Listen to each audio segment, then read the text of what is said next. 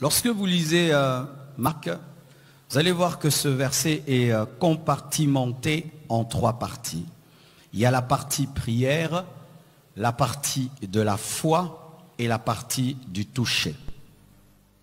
Tout ce que vous demanderez en priant, tout ce que vous demanderez, Dieu veut que tu demandes tout, parce qu'il peut tout. Et la foi peut tout.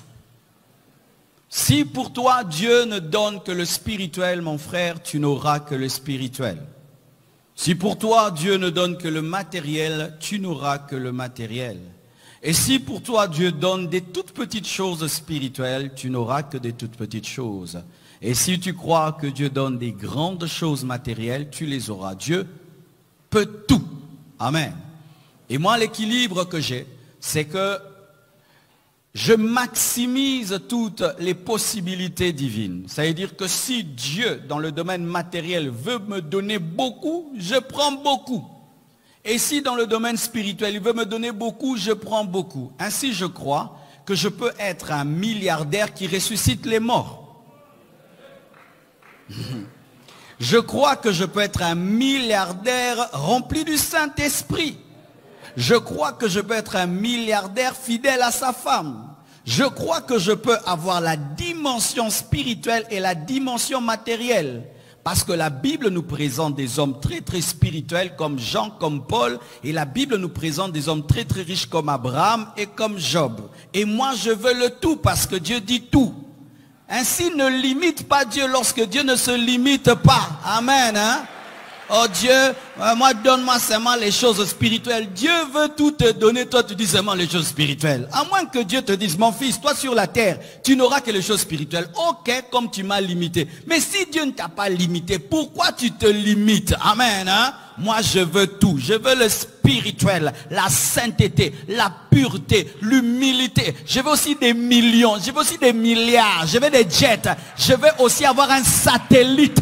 Alléluia, compassion. Oui, je veux tout ça. Et ce n'est pas un péché parce que c'est la Bible. Tout ce que vous demanderez, croyez l'avoir reçu.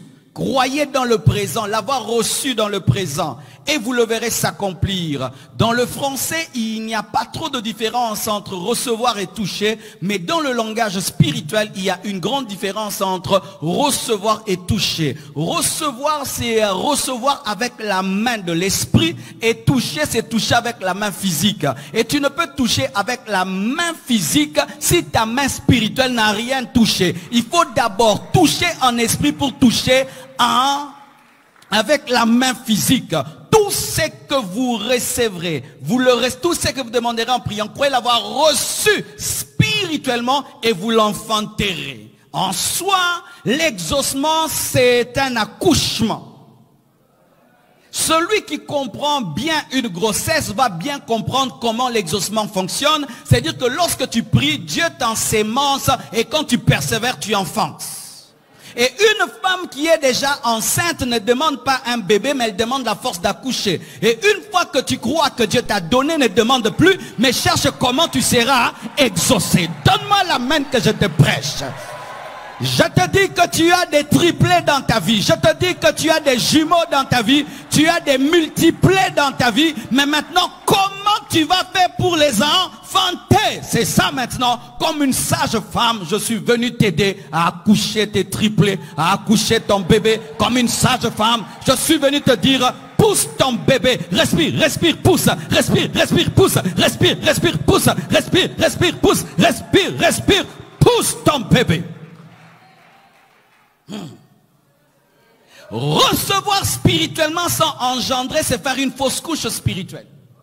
Et il y a beaucoup de gens qui ne font que des fausses couches spirituelles. Dieu les donne, il tue ça. Dieu donne, il tue. Dieu donne, il tue. Il tue pourquoi? Parce qu'ils ne croient pas qu'ils ont reçu. Parce que eux, pour croire qu'ils ont reçu, doivent toucher. Alors que pour croire qu'on a reçu, il faut croire seulement. Toucher, c'est autre chose. Quand tu pries, Père, au nom de Jésus, donne-moi un travail. Tu l'as déjà. À l'instant où tu demandes, tu as.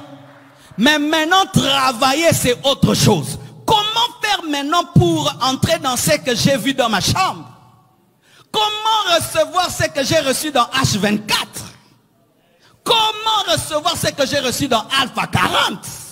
Comment toucher les choses que j'ai reçues? Car recevoir, ce n'est pas palper. Recevoir, c'est dans l'esprit. C'est pourquoi la Bible dit que nous sommes bénis de toutes sortes de bénédictions spirituelles dans les lieux célestes en Christ. Lorsque Dieu t'exauce, il te bénit en Christ dans le lieu céleste. Maintenant, il faut un transfert entre le ciel et la terre. Parce que toi, tu ne vis pas au ciel, tu vis sur la terre. Et il faudrait maintenant qu'il y ait un transfert de ce que tu as reçu dans le ciel, dans ta vie sur la terre. Et comment le faire? En soi, mes frères, l'exaucement, c'est la manifestation de ce qui est déjà. Donc, il faut qu'une chose soit pour qu'elle se manifeste. Ainsi, tu dois d'abord croire que tu as et que tu es pour être.